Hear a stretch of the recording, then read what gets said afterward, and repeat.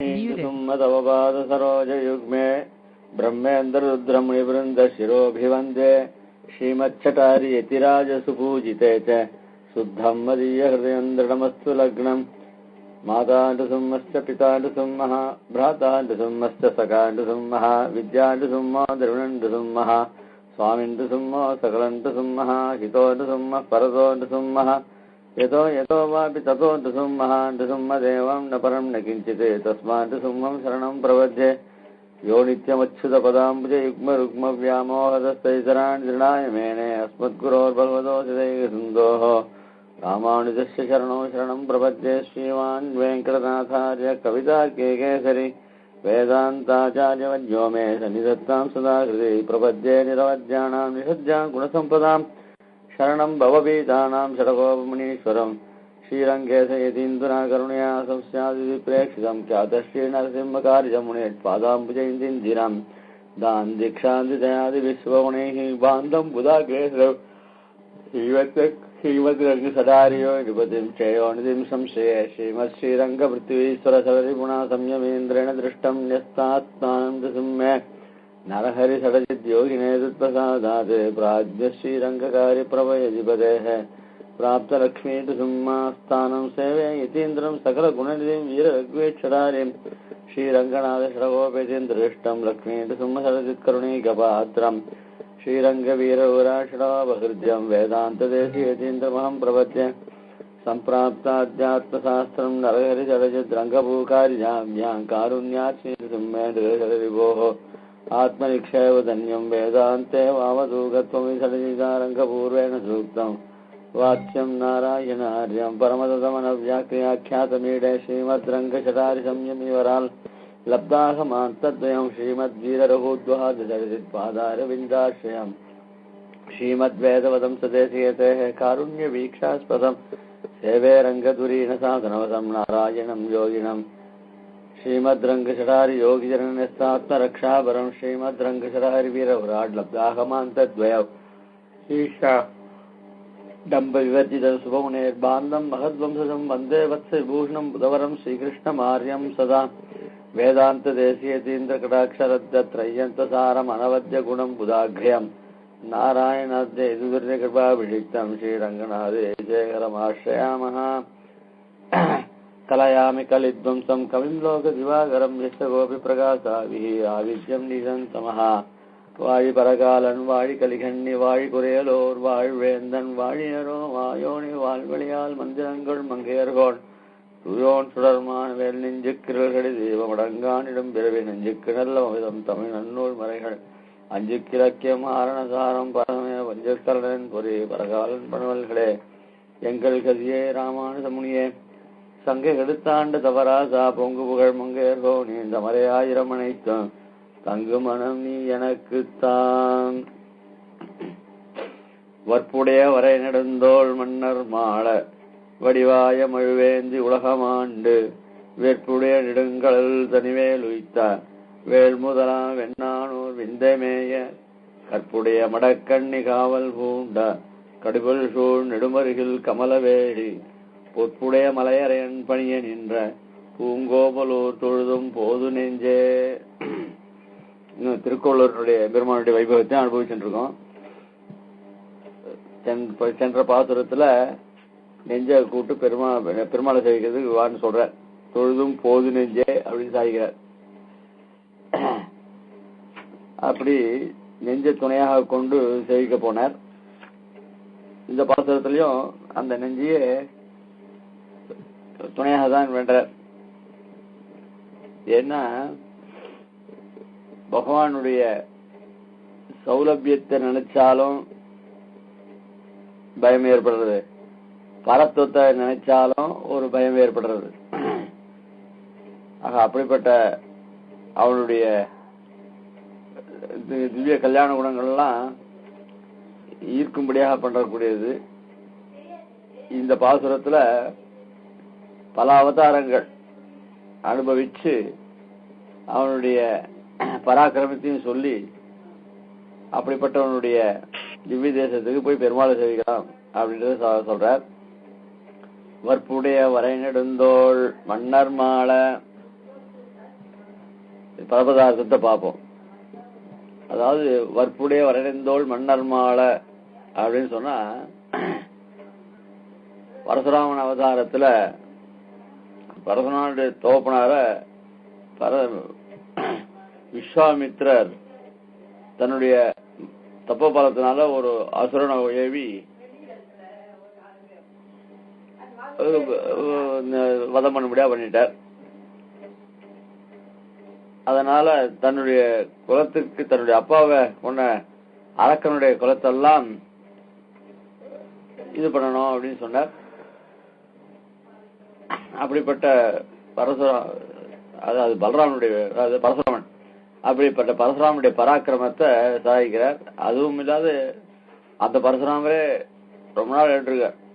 அதுல அவர் காத்து வீராஜன் மன்னர்கள்லாம் அழிக்கும்படியாக ஒரு காலத்துல சக்கரவர்த்தியெல்லாம் கூட அழிக்கும்படியாக ஒரு காலத்துல இன்னொரு அவதாரத்துல இது பண்ணார், இன்னொரு சமயத்துல.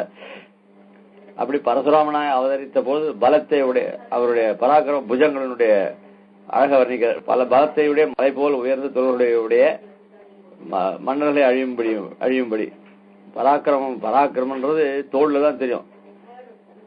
ஒருத்தனை இப்போ பெருமாள் ஏழை பண்றவாழ தோலை பார்த்தா தனியா தெரியும். நமக்கெல்லாம் பெருமாள் ஏழை பண்றதுக்கு சக்தி கிடையாது. அதாவது அதை ஏழை பண்றதுக்கு ஒரு அனுபவம் இருந்தாலும் ஏழை பண்ண முடியும்.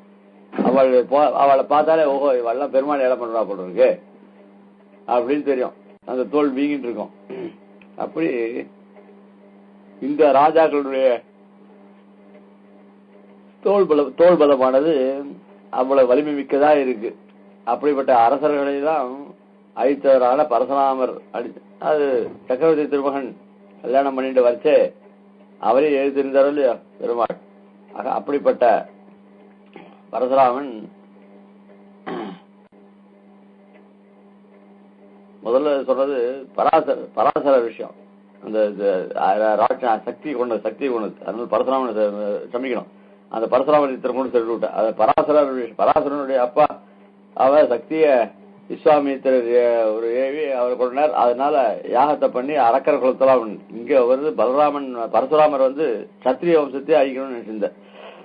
அப்படிப்பட்டவருடைய பராக்கிரமத்தை அந்த மன்னர்கள் அழிய முடியாத அவருடைய பராக்கிரமத்தை சொல்றார். வடிவாய மழுவேந்தி அழகிய மழுவை ஏந்தி, அந்த மழு கூட ஒரு அழகு உண்டு. மழுனா கலப்பை. அந்த கலப்பையை ஏந்தி அது ஒரு ஆயுதம். அது அந்த ஆயுதத்தை ஏந்தி அவர் இது பண்ணார். உலகமாண்டு அப்படின்னு சொன்னாக்க ராமாவதார் சொல்ற சக்கரவர்த்தி திருமகன் ராஜி தாண்டாரோ இல்லையோ அவருடைய அவதாரத்தையும் சொல்றார். இப்ப பரசுராமனுடைய அவதாரத்தை சொல்ற. அடுத்து ராமனுடைய அவதாரம் சொன்னார். அதனுடைய உள்ளடங்கிய அவதாரமாகவே இந்த பலராமனுடைய அவதாரத்தை வச்சுக்கலாம். ஏன்னா வெற்புடைய நெடுங்கடல் தனிவேல் வைத்தவேல் முதலா வெண்ணான். ஒரு சமயத்துல மலைகளுக்கெல்லாம் ரெக்க முளைச்சு மலைகள் எல்லாம் பறக்க ஆரம்பிச்சா. அதனால என்ன ஆச்சு, இது இந்திரன் அந்த மலைகளுடைய இறக்கைகள் எல்லாம் வெட்ட ஆரம்பிச்சானா. அந்த சமயத்துல அது தேசத்துக்கு அந்த மலைகள்லாம் அதாவது இயற்கைகள்லாம் அதாவது இருக்கிற சமயத்துல இருந்தாதான் தேசத்துக்கும் ஒரு பாதுகாப்பு. அது எல்லாம் மீறி போச்சுன்னா நாசம்தான் ஏற்படும். இப்ப சுனாமி எல்லாம் வரதோ இல்லையோ, இயற்கை சீற்றங்கள்லாம் வரதோ இல்லையோ, இயற்கை சீற்றங்கள்லாம் வந்ததுன்னா தேசத்துக்கு நாசம். அந்த மாதிரி ஒரு காலத்துல மலைகள் எல்லாம் ரெக்கையோட பறக்க ஆரம்பிச்சுட்டான். சாதாரணமா மலை பறந்ததுன்னா என்ன ஆகும்? மலை பறந்து எங்கேயாவது இருந்ததுன்னா அந்த ஊரே அழிஞ்சு. அப்படிப்பட்ட அந்த மலைகளுக்கு ரெக்கை வருது. அந்த சமயத்துல தேவேந்திரனுக்கு சகாயமாக சுப்பிரமணியன் அவன் என்ன பண்ணாக்க இந்த சின்ன சின்ன மலைகள்லாம் என்ன ஆயிடுது, கடல்ல போய் ஒழிக்க ஆரம்பிச்சிருச்சு. இதுக்கப்புறம் என்னடா இது, அதனால அந்த சுப்பிரமணியன் இந்திரன் தேவேந்திரனுக்கு துணையாக அந்த மலைகளுடைய ரெக்கையதுக்காக வேலை பாய்ச்சல கடல்ல சமுத்திரத்துல வேலை பாய்ச்சி சில மலைகளை அந்த ரெக்கைகளை யாருத்தான் சொல்லி சொல்லப்படுறது. வெற்புடைய நெடுங்கடலுள் தனிவேல் உய்தவேல் முதலா வென்றான். அப்புறம் அந்த கிருஷ்ணன் கடைசியில அவளால ஒண்ணும் பண்ண முடியல. அதுக்கப்புறம் பகவான் கிருஷ்ணன் தான் அவதரித்து அதெல்லாம் பண்ணார் அப்படின்னு சொல்றது. அப்படிப்பட்ட எம்பெருமான் இருக்கிற ஊர் அது திவ்ய தேசம். அதுக்கப்புறம் இன்னொன்னு என்னன்னாக்க விந்தமேய கற்புடைய மடம் கண்ணு காவல் பூண்ட விந்திய மலையில தவம் புரிஞ்சு பெருமாளை சேவிக்கணுன்றதுக்காக தவம் புரிந்தா ஒரு துர்கை. அவள் ரொம்ப அறிவு வாய்ந்தவள். விந்திய மலையில் தவம் புரிந்தவளாய், மிக்க அறிவுடையவளாய், பற்றின செயலை விடாதவளாய், எம்பெருமானுக்கே அடிமைப்பட்டவளான துர்கையாலே காவலிடப் பெற்றதாய். அவளுடைய பெருமையை சொல்ற. தேவதாந்திரங்கள் ஊர் எல்லையில சில கோவில்கள் இருக்கும், அவைகளுக்கெல்லாம் இந்த பிரசித்தி கிடையாது. இவளுக்கு மாத்திரம் இந்த கோவில் சில சில இடங்கள்ல பூர்வர்கள்லாம் பண்ணிட்டு இருக்கிற ஒரு ஏற்பாடுகள் ரொம்ப ஆச்சரியமானது. இப்போ பூவராகன் சன்னதி எடுத்துனாக்க பூவராகன் எழுதி அங்க அங்க தர்காவோ அந்த தர்காவில அந்த மாவை அம்சை பண்றது ஒரு வழக்கம் உண்டாம். அது பரமேகாந்தர்கள் எப்படி ஒத்துட்டு இருப்பான்றது தெரியல நமக்கு. அது இன்னும் நடந்துட்டு இருக்கு. ஆக இப்ப அந்த காலத்துல நடக்கிறதெல்லாம் நம்ம மாற்றத்துக்கு முடியாது, மாற்றவும் வேண்டியது இல்லை. அப்படிப்பட்ட அதே மாதிரி இந்த கோவில்ல இந்த இப்போ நிலாத்தொங்கன் சன்னதியில அங்க தேவதாந்தரன் சன்னதியில நம்ம சன்னதி இருக்குன்னு சொல்ற காஞ்சிபுரத்துல. பக்கம் நோக்கி நின்றான்றது திருவனந்தபுரத்துல பெருமாள் திவ்ய தேசத்துல தேவதாந்தர சம்பந்தம் இருக்குன்னு சொல்றா. ஆக இப்படி எல்லாம் ஒவ்வொரு இடத்துல சில விஷயங்கள் சாதாரணமாவே இந்த எல்லா கோவில்லையுமே இப்போ முக்காவாசி பெரிய பெரிய திவ்ய தேசத்துல கூட இந்த விநாயகர் உண்டு. ஆனா அது பரிவாரங்கள்ல ஒன்றாக வச்சுட்டு இருக்கா. அதுக்கு தனியான விசேஷ பூஜை கிடையாது. காஞ்சிபுரத்துலயும் இருக்கு, திருவள்ளூர்லயும் இருக்கு, எல்லாத்துலயும் அது தந்தத்தோட கூடிய விநாயகர் இருக்க. ஆனா அங்கெல்லாம் அதுல திறமன் ஒரு சமயம் திறமன் இருந்தா, இப்ப திறமன் இருந்தா கோபிச்சந்திரன் ஏதோ பண்ணிட்டு இருக்கா. ஆக அப்படிப்பட்ட தேவதான் அது இந்த பரிவாரத்துல வச்சு அதுக்கு நித்திய பூஜை எல்லாம் பண்ணி இது பண்ணிட்டு இருக்கா. பிரசாதங்கள்லாம் சமர்ப்பிச்சனை பண்ணிட்டு இருக்கா. அது தோஷத்துக்காக எதுனா அது திக் பரிஜனங்கள்ன்றதுனால அதை ஒத்துட்டு இருக்கா பரமேகாள். அதே மாதிரி இந்த ஊர்ல துர்கையானவள் பெருமாளுக்கு காவல் எல்லையா இருந்துட்டு பெருமாளை சேவிக்கிறா. ஆனா அதே சமயத்துல காவல் எல்லைன்னு சொல்றாத்த. எல்லை தெய்வம், காவல் தெய்வம், எல்லை ஊர் தெய்வம் அப்படின்னு சொல்றா. அதே மாதிரி திருமகுரம் அந்த திருக்க பொண்ணுனாக்கா அங்க கருப்பன், பெரிய கருப்பன் ஏதோ அந்த பேர் சொல்றா. இப்படி அதுக்கு சில பூஜைலாம் நடக்கிறது. அப்படி தேவதா அந்த ஊர் எல்லைன்ற சில இதெல்லாம் வச்சுட்டு இருக்கா. ஒவ்வொரு திவ்யதேசம் ஒவ்வொரு சிறப்பு அது. அப்படிப்பட்ட அந்த துர்கையானவள் எப்படிப்பட்டனாக்கா பெருமாளையே சேவிக்கணும்ன்றதுக்காக பெருமாளுடைய திருவுடைய ஆசைன்றத வித்தியை தபஸ் பண்ணலாம். தபஸ் பண்றதுன்னா அதுக்கு ஏற்ற மாதிரி ஒரு பெருமாளை சேவிக்கணும்னா அதுக்கு வேண்ட ஒரு புத்தி ஒண்ணுமோ இல்லையோ, சாத்விகமான புத்தி. ஆக அப்படிப்பட்ட புத்தியும் உடையவள். பக்தி யோகம் பண்றதா இருந்தா அது சாமர்த்தியம் ஒண்ணுமோ இல்லையோ, அதனால தான் நினைச்ச காரியத்தை செய்யக்கூடிய சக்தியை பெற்றவள். எம்பெருமானுக்கே தாசபோதனா இருக்கக்கூடியவள். எத்தனையோ இடத்துல துர்கைகள்லாம் இருக்கு. ஆனா இந்த ஊர்ல இருக்கிற துர்கை பெருமாளுக்கே அடிமை செய்ய வேண்டியதாக அவன் ரட்சகன்.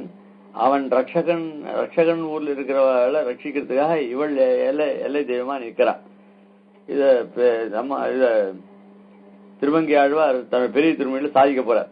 அங்கேயும் இந்த துர்கை இருக்கிறது சாதிக்கிறார்.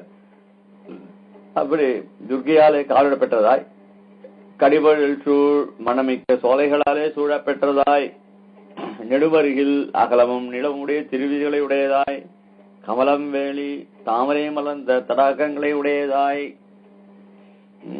பொற்புடைய மலையரையன் பணிய நின்ன சேருடைய மலைவாசிகளுக்கு அரசன் ஆசிரிக்கும்படி நின்று இருக்குமான திவ்ய பல பல ஊர்கள்ல சிற்றர்கள் நிறைய இருப்பார். ஆனா இந்த திவ்ய தேசத்துல அரசர் யாரு அப்படின்னா சாட்சாத் சக்கரவர்த்தி எம்பெருமான். ஆக ஊர் செழிப்பா இருக்கு அப்படின்னு சொன்னா அந்த ஊரை தேர்ந்தெடுத்து ராஜாக்கள் இருப்பான். அதே மாதிரி இந்த ஊரை தேர்ந்தெடுத்து சக்கரவர்த்தியான சார்பவனான எம்பெருமான் இங்க எழுதிருக்கார். பூங்கோவலூர் அழகிய திருக்கோவிலை தொழுதும் அனுபவிப்போம் நெஞ்சம் மனமே போதுவாராய் அப்படின்னு நெஞ்சத்தை விழிக்கிறார். இதுக்கு அவதாரி வைக்கிறார். வற்புடைய இப்படி திருவுள்ளத்தையும் கூட்டிக் கொண்டு அனுபவிக்க பார்த்தவர் அனுபாவி விஷயமானது வரையாத எல்லார் தலைகளிலும் திருவடிகளை வைத்த தூளிதானத்தோட வந்து நிற்கையாலே அத்தை அனுசரித்து அனுபவத்தை விஸ்மரித்து பயப்படத் தொடங்கினார். நமக்கே சில சமயம் சில பேருக்கு இந்த இன்ஃபீரியாரிட்டி காம்ப்ளெக்ஸ் எல்லாம் உண்டு. அதுல நாம் அவர் உயர்ந்தவர், நாம் தாழ்ந்தவர், சரி அவன் நிறைய படிச்சிருக்கான், நாம் ஏதோ இருக்கோம், அதனால நம்ம அவன் பக்கத்தை கூட நெருங்க முடியாது அப்படின்னு நினைச்சுட்டு இருப்போம். அப்படி நம்மளை தேடி வந்துட்டாருன்னா சுவாமி எழுறதா இவ்வளவு பெரிய பாக்கியமா, நான் இங்க எழுதியாருத அப்படின்னு பயப்படுவோம் இல்லையா? ஏன்னா இது திடீர்னு வந்துட்டார அப்படின்னு ஒரு மனசுல ஒரு சங்கை ஏற்படும். அந்த மாதிரி இந்த திருக்கோளூர் பெருமாள் இந்த திவ்ய தேசத்துல எழுந்திருக்கார, இவர் எப்படிப்பட்டவர் முதல்ல அனுபவிக்க பார்த்தார். திருக்கோளூர் எம்பெருமான விஷயமா அனுபவிச்சுட்டே வந்தார்.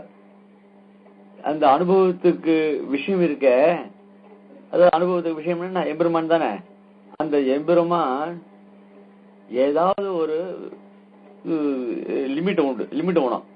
சரி இப்படிப்பட்டவர், இதுக்குள்ள இந்த கட்டுக்கு அடங்குவார் அப்படின்னு சொன்னா. ஆனா இவர் கட்டுக்கு அடங்காத இவருடைய சௌலபியமானது எல்லாருடைய திருவடி தலைகளிலும் திருவடியை வச்சார. அப்படிப்பட்ட அப்படின்னா இவருடைய பராக்கிரம இவருடைய சௌலபியத்தை எண்ணி நமக்கே பயம் வந்துடுது. முதல்ல கேட்கச்சே சந்தோஷமா இருக்கும். அப்படிப்பட்டவரா ஐயோ நாம எவ்வளவு ஒரு நீச்சனாச்சே, நம்ம தலையிலையும் திருவடி வச்சார. அப்போ அந்த காலத்துல வச்சிருக்காருனாக்க அந்த மாதிரி நாம திருவடி வைக்கிறதுக்கு அப்படிப்பட்ட திருமணம் நம்ம செவிக்க முடியுமா அப்படின்றதெல்லாம் மனசுல பயம் வருது. அனுபாவிய விஷயமானது வரையாதே. அனுபாவிய விஷயம்னா என்ன, எம்பெருமான் அவன் இந்த எல்லைக்கு உட்பட்டவன், இந்த காரியத்துக்கு உட்பட்டவன் அப்படின்னு கிடையாது. வரையாத எல்லார் தலைகளிலும் திருவடிகளை வைத்த தூளிதானத்தோட ஒரு பெரிய மகான் ஆத்துக்கு எழுறார். ஆத்துக்கள்னா எழணும், அவசியம் எழணும். ஒரு ஆத்துக்கு போனோம்னாக்க கைகால அலம்பிண்டு அப்புறம் தான் உள்ள போனோம். நான் வெளியில என்னதான் செருப்பு போட்டுன்னு வந்தால் கூட செருப்பு போட்டுண்டோ இல்ல கார்ல இருந்து நேரம் இறங்கினாலும், ஏற்கனவே சொல்லியிருக்கேன், நேரம் பெருமாள் சன்னதிக்கோ ஆச்சாரிய சன்னதிக்கோ போனா அந்த சன்னதி வாசல் மட்டும் போய் கார்ல இறங்கக்கூடாது. காரை ஒரு 2-10 அடி முன்னாடியா நிறுத்திட்டு இறங்கி நடந்து வரணும். அப்படி அந்த மாதிரி காலை அலம்பிட்டு தான் உள்ள வரணும். காலை சோதிச்சுட்டு சொல்லுவாங்க, காலை அலம்பின்னு சொல்ல, காலை சோதிச்சுட்டு, இதெல்லாம் பரிபாஷைகள் நடுல தெரிஞ்சுட்டாக்க காலை சோதிச்சுட்டு அலம்பிட்டு உள்ள வரணும். அது எப்பேற்பட்ட எல்லாத்துக்கும், சுவாமி எல்லாத்துக்கும் இல்ல, எல்லா எல்லாத்துக்கும் போனாலும் அதை பழக்கத்தை வச்சுக்கணும். இப்ப எல்லாம் அதெல்லாம் ஒண்ணும் கிடையாது. அதுக்கோசம் தான் பழமையில வாசல்ல ஒரு அந்த காலத்துல பார்த்தோம்னாக்கா ஒரு சிமெண்ட் தொட்டி, இப்ப எல்லாம் பிளாஸ்டிக் தொடக்கூடாது. அவ பண்ண காரியங்கள்லாம் ரொம்ப ஆச்சரியமா இருக்கும். சின்ன சிமெண்ட் தொட்டி வச்சிருப்பா, அதுல ஒரு மரத்தினால் ஆனத்தை வச்சிருப்பா. அதுல முண்டு கொட்டணும், காலை அலம்பிட்டு வரணும்.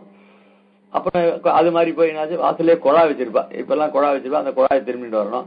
அந்த குழாயை தட்டா அதோட பூனால் தொட முடியாது. இப்படி எல்லாம் இருக்கு. ஆக காலை சோதிச்சுட்டு உள்ள வரணும். ஆனா அப்படின்னு வழக்கம் இருக்கு. சுவாமிகிட்ட ஒரு சுவாமி எழுண்ட, சுவாமி என்ன சுவாமி காலை சோதிச்சுட்டு எழல அப்படின்னு சொல்லக்கூடாது. ஏன்னா அந்த சுவாமியுடைய திருவடி அப்படியே நமக்கு உள்ள வந்தா நமக்கு பெரிய சுவாமியோட விஷயத்துல வச்சுக்கணும். சரி சுவாமி விஷயத்துல மாத்திரம், சுவாமி விஷயத்துலயும் காலை ரெண்டு உள்ள எழலாம் அப்படின்னு சொல்லக்கூடாது. அதுதான் இங்க சாதிக்கிறார். வைத்த தானத்தோட எம்பெருமான் திருவடியை அளந்து அந்த திருவடியில பட்ட தூசி இருக்க தூளி, அந்த தூளியோட கூடிய அந்த செவ்வியோட இந்த திவ்ய சேர்த்துக்காரோ இல்லையா பெருமாள். அதனால அந்த தூளியோட அந்த அந்த துகள்களோட பெருமாள் நிக்காலே அதை பார்த்த உடனே இவருக்கு ரொம்ப பயமானது வருது. எப்போ அவதாரம் நடந்தது, எப்பயோ நடந்தது. ஆனா அதே திருடி தூள்களோட பெருமாள் இங்க எழுதிருக்காராம். அப்படியே அந்த அந்த அனுபவங்கள்லாம் அப்படியே எழுதிருக்கார். அப்படின்னா அது எப்பயோ நடந்ததுன்னா அத்தோடு ஏற்படுனா அதெல்லாம் ஒரு அனுபவம். ஆழ்வார்களுக்கு பிரத்யட்சமா இருந்தது. அதே மாதிரி அந்த அதோட சேர்ந்து அதை பார்த்து விஸ்மரித்து பயப்பட தொடங்கினார். விஸ்மரித்துன்னு ஆச்சரியப்பட்டு பயப்படுங்க. இப்படி எல்லார் திருவடிலையும் வச்சாரு, யாரும் கேட்காத சமயத்துல கூட வச்சாரு. இப்படிப்பட்ட பெருமாள் எனக்கு சேவை நம்ம போய் சேவிக்கணும் அப்படின்னா நம்மளால முடியுமா? அவன் பரத்தம் உள்ளவன், சௌலபியம் உள்ளவன், எல்லாம் தெரியுது. இருந்தாலும் அதுவே நமக்கு பயத்தை உண்டு பண்றது அப்படின்னு சொல்லி விஸ்மரித்து பயப்பட தொடங்கினார். அதுவும் அனுபவத்துக்கு உருப்பாம் இத்தனை என்றோ பயப்பட வேண்டுவான் எண்ணில் எம்பெருமானுடைய திருமேனியோ திருமேனியின் அழகையும் எம்பெருமானுடைய கல்யாண குணங்களையும் அனுபவிப்பது தானே இது நமக்கு கொடுத்து வச்சது. இதுல போய் என்ன பயப்படுறது சங்க அப்படின்னு கேக்குற.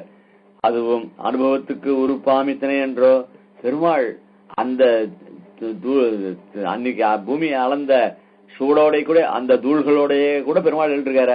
இது அனுபவிக்க வேண்டியதுதானே, இதுல என்ன பயம் அப்படின்னு அது கேள்வி கேட்டுட்டு பயப்பட வேண்டுவான் எண்ணில் அனுபவிதாக்களான தம்படியாலும் அனுபவி விஷயத்தின் படியாலும் பயம் மேலிட்டது. அனுபவிதாக்களான தம்படியாலும், அனுபவிதாக்கள் யாரு? நான் எந்த விஷயத்தை அனுபவிக்கிறோமோ அவர்கள் அனுபவித்தா. அனுபவிக்க கொடுத்த விஷயமானது அனுபவ விஷயம்.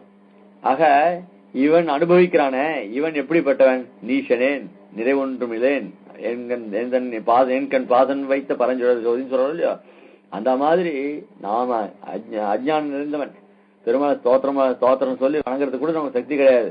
அப்படிப்பட்ட நான், அவன் எப்படிப்பட்டவன் அப்படின்னா அவன் சர்வருக்கும் சுலபனாய் சர்வ ரட்சகனாய் இருந்திருக்கக்கூடிய பெருமாள் விஷயத்துல அவனுடைய மேன்மையை கண்டோம், நம்முடைய இகழ்வை கண்டு பார்த்தா பயப்படாத என்ன பண்ண முடியும்? ஆக பயம் மேலிட்டது. அஸ்தானே பயசங்கை பண்ண முடியாது. அதுதான் அஸ்தானே ஸ்நேக காருண்யம் அப்படின்னு சொல்லி பகவத்கீதையில எடுக்கிற. ரொம்ப ஸ்நேகம் வச்சுட்டா அது ரொம்ப பயத்தை தான் உண்டு பண்ணும். ஒருத்தர் மேல பிரீத்தி வச்சுட்டோம் அப்படின்னு சொன்னா, ஐயோ அவன் சௌக்கியமா இருக்கானே, அதுதானே அதிகமான ஈடுபாடு இருக்கிறதுனால தானே பல்லாண்டு பாடினார் பெரிய ஆழ்வார். பெருமாள் மேலேயே அவருக்கு இது வந்துருது இல்லையோ, இப்படிப்பட்ட பெருமாளுக்கு அவத்தியம் வரக்கூடாதே அப்படின்னு மங்களமானார். அஸ்தானே ஸ்நேகரன் ரொம்ப பயசங்க வேண்டும். வைக்க கூடாத இடத்துல பாசம் வச்சுட்டா அதுவும் தப்பு. இப்போ அர்ஜுனுக்கு ஏன் இவ்வளவு தூரம் உபதேசம் பண்ண வேண்டியதாயிடுது அப்படின்னா அஸ்தானே ஸ்நேக காருண்யம். ராஜாவா இருக்கிறவன் தர்மத்தை பார்ப்பானா இல்ல ஐயோ அந்த அவளை பழி வாங்குறமே அவளை இதுன்னு. ஒரு ராஜாவா இருக்கிறவன் நீதியை பரிபாலனம் பண்ணணும். நீதிக்கு புறம்பான நடந்தான்னா அதுக்கு அவன் தகுந்த நடவடிக்கை எடுக்க வேண்டாமா? அதை தவறிட்டானே, அந்த சமயத்துல போய் இவன் எல்லாம் என்னோட பந்துக்கள் இவளை எல்லாம் நான் வதம் பண்ணணுமே அப்படின்னு சொல்லிட்டு உட்காண்டாங்க. அதனால அஸ்தானே ஸ்நேக காருண்யம். அதனால வைக்கக்கூடாத இடத்துல வைக்கத்தகாத சமயத்துல இப்படி எல்லாம் பாசம் வைக்கக்கூடாது அப்படி உபதேசம் பண்ற. அஸ்தானே பயசங்கை பண்ணும்படியாயிற்று. இவர் தம்முடைய பிரேமாந்ததை இருப்பது, இவருடைய பிரேமையோ ரொம்ப அதிகம். அதனால அங்க பயமும் அதிகமாயிடுது. பக்தி போகோபகரணமாக தவிர்த்து இந்த அனுபவம் இருக்க பக்தி மேலிட்டுதுனாக்க அது அந்த போகத்துக்கு அது உபகரணமா இருக்கு. இந்த அனுபவம் இருக்க பக்தி போகத்துக்கு உபகரணமா இருக்கு. பக்தியை வளர்த்துட்டே இருக்கும். அதை தவிர்த்து இப்ப அதை விட்டுட்டு உபாய உபகரணமாம்படியே இவருடைய பிரேமாந்தை இருப்பது. அதனால இப்ப என்னடா அப்படின்னு சொன்னா அவனுடைய உபாயபூதான ரட்சிக்கு உபகரணம். ஆக இப்ப என்ன ஆயிடுச்சுன்னா பிரேம அந்த அனுபவமானது இவனுக்கு அனுபவிக்கிறதுக்கு விட்டது, அந்த ரொம்ப தூண்டி விட்டது. இப்ப என்ன ஆயிடுதுன்னா, ஆஹா இவனுக்கு ஏதாவது என்ன ஆபத்தியம் வந்துருமோ அப்படின்னு உபகரணமாக அந்த உபாயத்துக்கு விஷயமான எம்பெருமானை ரட்சிப்பதற்காக வேண்டிய எண்ணத்தை உண்டு பண்றது. அது அனுபவத்தை உண்டு பண்ணிட்டு இந்த அதிகமான பிரேமையானது என்ன ஆயிடுது அப்படின்னா, இவனுக்கு ரட்சணத்தை இப்படிப்பட்டவனுக்கு ஆபத்து வரக்கூடாது அப்படின்னு நினைக்கும்படி ஆயிடுதான். இவர் தனக்கு அனுபவம் சௌந்தர்யாதிகளே அப்படி இவருக்கு அனுபவம் என்ன அப்படின்னா, எம்பெருமானுடைய கல்யாண குணங்கள், சௌந்தர்ய சௌலபிய அழகு, சௌந்தர்யன்னு அழகு, எம்பெருமானுடைய அழகு, திருமேனியுடைய அழகு எப்பேற்பட்டது, அப்படிப்பட்ட. ஆக இதுக்கு அவதாரு இதில் சௌகுமாரியத்தை அனுசந்தித்தவாறே வயிறு பிடிக்க வேண்டி இருக்கும். சௌந்தர்ய சௌகுமாரி லாவண்ய யௌவனா ஜனந்த கல்யாணம். அதனால எம்பெருமான் திருமேனியில இவ்வளவு இருக்கு. அந்த சௌந்தர்யம்னா அழகு, சௌகுமாரன்னா அது ரொம்ப இளமையா. சில பேருடைய கைய தொட்டு பார்த்தா மொரட்டு கையா இருக்கும். ஸ்திரீகளா இருந்தா கூட அவ கையை தொட்டு பார்த்தா ஆத்துல காரியமே செய்யாம இருந்து இந்த 10 பாத்திரங்கள்லாம் தேய்க்காம இருந்தா அவ கையெல்லாம் ரொம்ப மிருதுவா இருக்கும். அவ 10 பாத்திரம் தேய்க்க எப்ப பார்த்தாலும் பாவம் தலையை பண்ணி ஒரு பெரிய குடும்பம், மாமனார் இருக்கார், மாமியார் இருக்கார், மச்சனர்கள், நாத்தனார்கள், இப்படி இருக்கா. அவ ஒத்தி பாவம் காரிமூட்டம் படுக்க போற மூட்டம் அந்த பாத்திரத்தை தேய்ச்சி, அதுவும் அந்த காலத்துல பெரிய, இப்பெல்லாம் எல்லாத்துக்கும் இந்த பவுடர் வந்துடுத்து, வாஷிங் மிஷின் எல்லாமே இருக்கு. துணி துவைக்கிறது கூட எதுவுமே கஷ்டம் கிடையாது இப்போ. அப்பெல்லாம் என்னடானாக்கா துணியை துவைக்கணும் கையால, அந்த கையை பார்த்தா அப்படியே முரடா இருக்கும். ஸ்திரீகள் மிருது சுபாவம் உடையவன் பேரு. ஆனா இவெல்லாம் காரியம் செய்து அந்த கையானது முரட்டு கையா இருக்கும். காரியமே செய்யாத கையே மிருதுவா இருக்கும். அந்த மாதிரி எம்பெருமானுடைய திருமேனியானது ரொம்ப சௌகுமாரியம், பிடிச்சாலே உடம்பு செவுது விடும். அப்படி மிருதுவா இருக்கிறது சௌகுமாரின்னு பேரு. அந்த சௌகுமாரி எம்பெருமானுடைய சௌகுமாரியத்தை அந்த எம்பெருமான் சயின்ஸ் இருக்கும் பொழுது, ராமலட்சுமணர்கள் சயின்ஸ் இருக்கும் பொழுது அந்த அழகை அனுபவிச்சவர் விஸ்வாமித்திரர். அப்படி அந்த எம்பெருமானுடைய திருமேனி சௌகுமாரியத்தை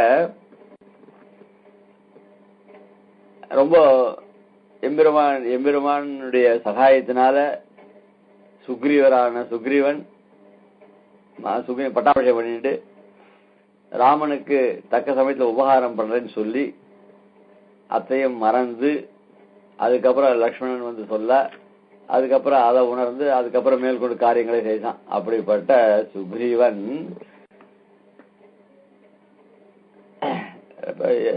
ராவண வதத்துக்காக பெருமாள் லங்கையை நோக்கி புறப்பட்டார். லங்கையை தாண்டி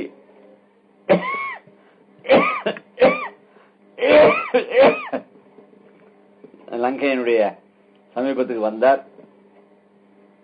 அந்த சமயத்துல விபீஷணாழ்வான் 4 பேரோட கூட அந்தரிக்ஷ கதஸ்ரீமான்னு சொல்லி அங்கேருந்து பெருமாள்கிட்ட சரணாகதி பண்றதுக்கு வந்தார். நிவேதித்து மாம் க்ஷிப்ரம், என்னை சீக்கிரம் பெருமாள்கிட்ட சேர்த்து விடுங்க அப்படின்னு அவருடைய துறையை காமிச்சார். அவர் அவ்வளவு துறையா வரைச்சே அது முட்டுக்கட்டையாக சுக்ரீவன் இவரெல்லாம் சேர்த்து கூடாது அப்படின்னு சொல்லி ஆக்ஷேபம் பண்றார். அது அபய பிரதான சாரத்துல ரொம்ப ஆச்சரியமா சுவாமி தேசிகன் சாதிக்கிறார். ஏன் தடுக்கிறார் அப்படின்னா பல காரணங்கள் சொல்றார் அவர் சுக்ரீவன்.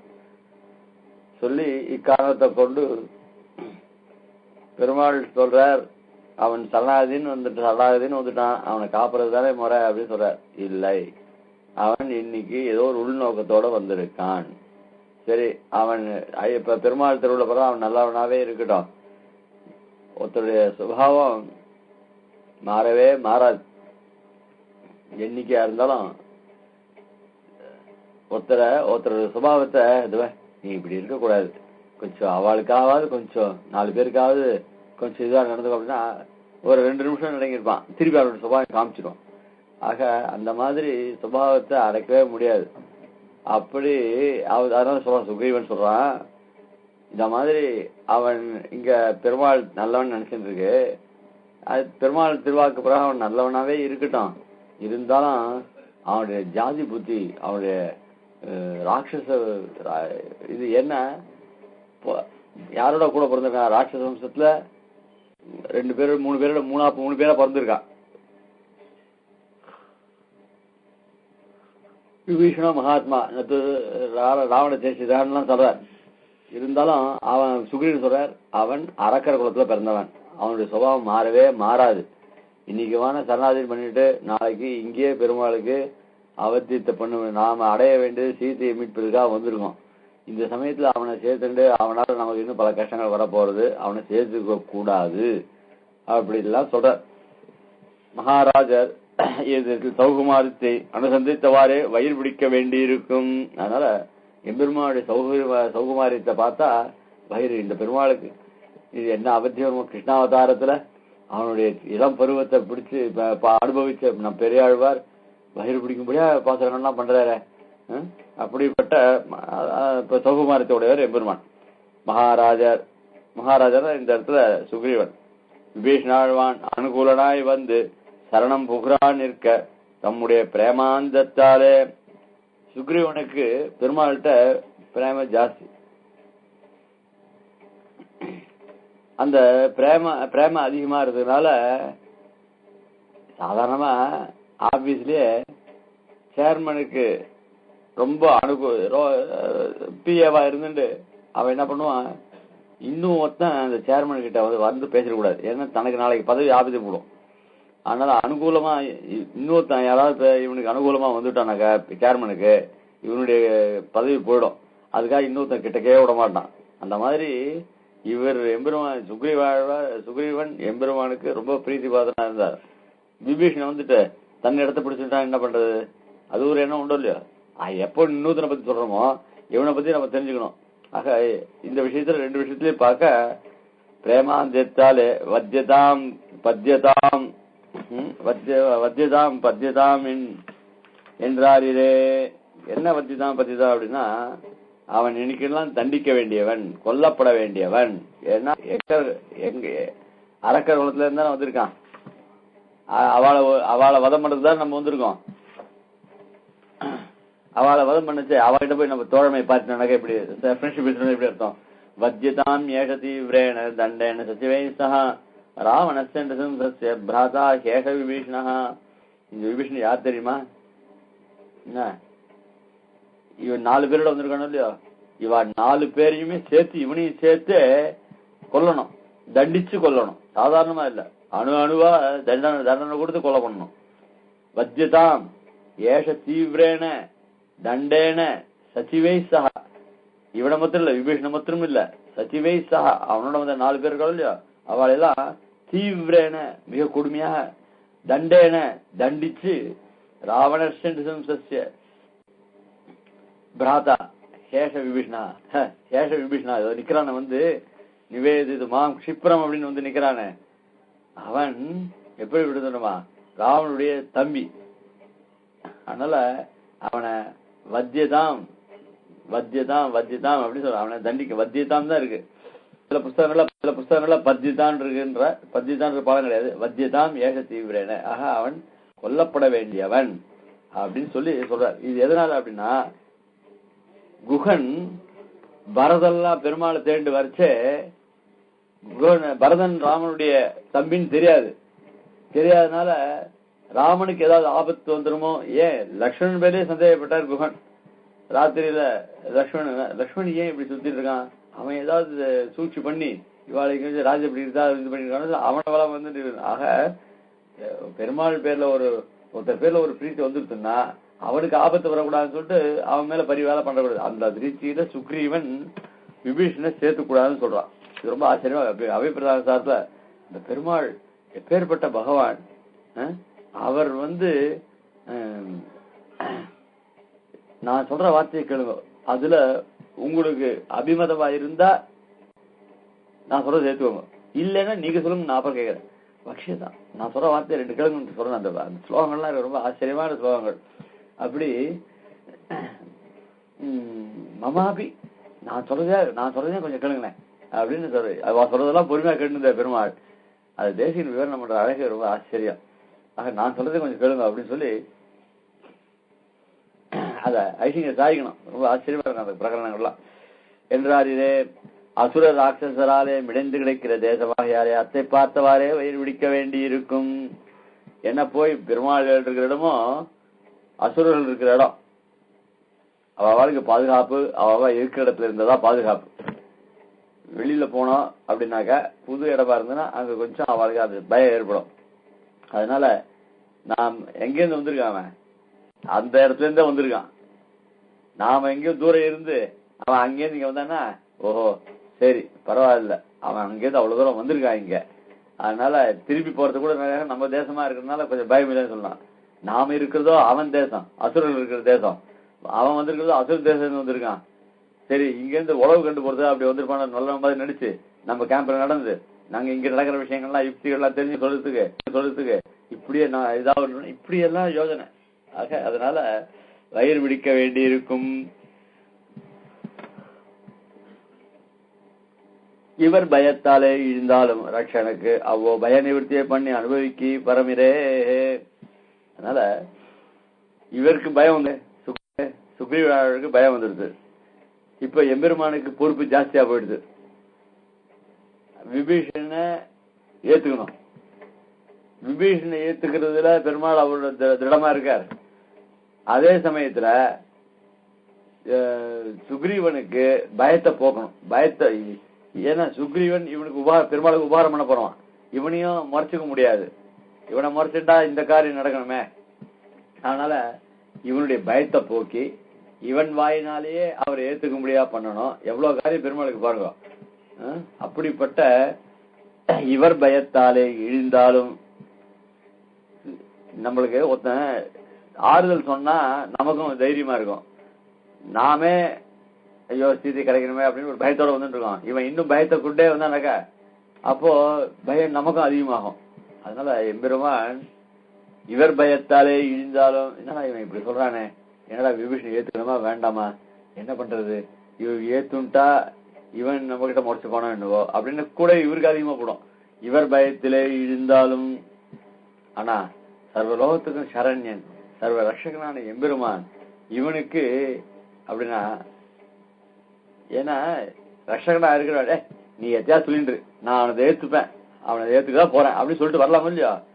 இவர் பயத்திலே இழிந்தாலும் எல்லாரும் சொல்ற வார்த்தை பெருமாள் கேட்கிற, ஆஞ்சநேயர் கேட்கிற நீ என்ன சொல்ற அவனை பத்தி, ஏன்னா அவன் போயிட்டு வந்திருக்கான் அப்படின்னு ஆஞ்சநேயர் கேட்கிறார். ஒவ்வொருத்தரையும் கேட்கிறார் பெருமாள். ஆக அவனுடைய எவ்வளவு இறங்கி வந்து பெருமாள் பண்ற. அதனால இவர் பயத்தில் இழிந்தாலும் சொல்ற அந்த பதம் ஆச்சரியமா போற. ஏன் இழிதார்னா அவர் சர்வ சுதந்திரனான எம்பெருமான். அப்படிப்பட்ட எம்பெருமானே சுக்ரீவன் சொல்றது இவ்வளவு பொறுமையா கேட்டு இருக்காரு. அச்சி போட எனக்கு தெரியல இல்ல, நான் அவனை ஏத்துக்க போறேன் அப்படின்னு சொல்லி உதவி தள்ளிட்டு வரலாமோ இல்லையோ. அதுதான் மகான்களுடைய ஒரு பெரிய இது. டக்குன்னு தூக்கி எடுத்து பண்ண மாட்டா. எனக்கு தெரியுமே, எல்லாம் எனக்கு தெரியும், எல்லாம் எனக்கு தெரியும் அப்படின்லாம் பேசவே மாட்டா. அப்படியா ரொம்ப ரொம்ப பெரிய விஷயத்துல அவ எழுதி ஒன்னும் தெரியாது. சில பேர் தான் எல்லாம் எனக்கு தெரியும், அதை என்ன ஒண்ணும் பண்ண முடியாது அப்படின்லாம் இருந்துட்டு இருப்பா. ரொம்ப பெரியவாளா இருக்கிறவா அப்படியா சரி எல்லா சொல்றதையும் கேட்டுட்டு அதுக்கப்புறம் சொல்லுவா. அதே மாதிரி பகவான் பயத்துல இழிந்தாலும் அவன் சொல்றதெல்லாம் கேட்டு காது கொடுத்து கேட்டிருந்தால் கூட ரட்சகனுக்கு அவ்வோ பய நிவர்த்தியை பண்ணி அனுபவிக்கு பரவிரே. இவன் வந்துட்டான், இவனை ஏத்துக்கணும். இவனை ஏத்துக்கணும்னா இவனுடைய பயத்தை போகினதானே.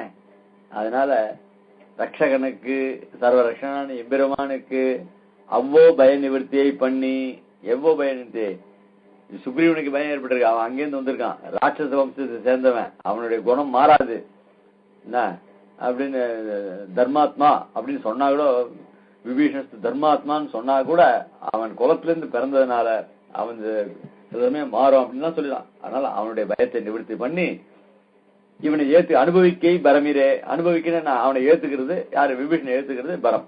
ஆக இவருடைய பொறுப்பு.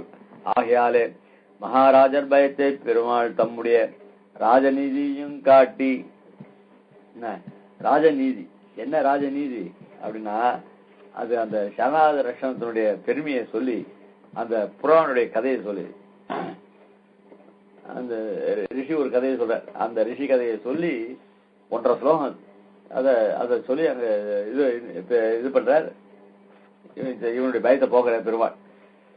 ஆக மகாராஜர் பயத்தை பெருமாள் தம்முடைய ராஜநிதியை காட்டியும், ராஜநிதினா தன்னுடைய தர்மம் என்ன அப்படின்றத காட்டி ராஜநிதியும் காட்டியும் சரணாகத விஷயத்தில் நத்தியஜேயம் கதஞ்சன நத்தியஜேயம் கதஞ்சனா மித்ரபாவேன சம்பிராப்தம் நத்தியஜேயம் கதஞ்சன தோஷோ யத்யபி தஸ்ய ஸ்யாத் ததா மேதஹரிதம். மித்ரபாவேன சம்பிராப்தம் நத்தியஜேயம். ராவணன் அவன் எவ்வளவு பெரிய தப்பு பண்ணியிருக்கான். அந்த தப்ப உணர்ந்து மித்ரபாவேன நான் உன்னோட தோழமை கொள்கிறேன், காரியம் ஆகணும் அப்படி சொன்னா கொஞ்சம் தன்னுடைய நிலைமையை மாத்தின்னு தானே இன்னொருத்தங்கிட்ட போகணும். அப்படியே போனா காரியம் ஆகாது. அந்த மாதிரி ஒருவேளை தான் குழைக்கணும் அப்படின்றதுக்காக சரி நான் சீதையை கொண்டு தரேன் அப்படின்னு மித்ரபா தோழமைன்ற எண்ணெய் இருந்தா போடும். தோழமை பூரா விட்டு வரணும். தோழமைன்ற எண்ணெய் வேஷம் போட்டுன்னு வந்தா கூட மித்ரபாவேன பாவம்னாக்க நான் வெறும் வாயால் உண்மையான தோழனை வச்சுக்கோட்டான். அப்பா நான் உனக்கு தோழனா இருக்க ஆசைப்படுறேன் அப்படின்னு ஒரு இச்சையான ஒரு வார்த்தை சொன்னா கூட அந்த வார்த்தையினால மித்ரபாவேன சம்பிராப்தம். அந்த பாவம்ன்றது அப்படி இருக்கு.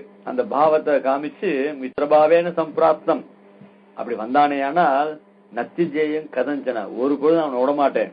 தோஷோ யத்யபி தஸ்ய ஸ்யாத் அவன்கிட்ட எவ்வளவு தோஷம் இருந்தாலும் சரி அவனை ஒரு நாளும் சதாமேத அகர்ஹிதம் அவன் மேல ஒரு நாளும் இகழ மாட்டேன், அவனை ஏற்றுக்கொள்வேன் அப்படின்னு பெருமாள் சொல்ற. எப்படிப்பட்ட சரணாகத விஷயத்தில் நத்திஜேயம் என்று பண்ணின பிரதிஜையை காட்டியும் சமிப்பிக்க ஒண்ணாதது என்று பார்த்து தம் தோல்வழியை காட்டி பயனிவிடுத்தியை பண்ணினார் போல சுக்ரீவனுக்கு இவ்வளவு தூரம் பதில் சொல்றார. சுக்ரீவன் முதல்ல பெருமாளை நம்பல. பெருமாளை நம்பி அவனுடைய பராக்கிரமத்தை தெரிந்தா விட்டுதான் பெருமாளோட ஸ்நேகம் வச்சுட்டான். என்ன பண்ணா அதுக்காக பெருமாளுடைய தோல் வலிமையை பார்த்த பெருமாள் காமிச்ச எங்க பானத்தை விட்டு மரத்தை இலைகள்லாம் தொலைக்க முடியாது பண்ணார். அப்படி தோல் வலிமை முதல்ல எம்பெருமான் சுக்ரீவனுக்கு நட்பு ஏற்படுறதுக்கு தன்னுடைய தோல் வலிமையை காமிச்சு சுக்ரீவனை தம் பக்கம் ஏத்துட்டார். இப்ப என்ன பண்றாருன்னா தன்னுடைய பிரதிஜை நத்திஜேயம் கதஞ்சனா அப்படின்னு நீதி கதைகள் எல்லாம் சொல்லி எல்லாத்தையும் சொல்லி தன் வாக்கு வன்மையினால் அப்ப தோல் வலிமையினால சுக்ரீவனை மாத்தினார். இப்ப தோல் வலிமையினால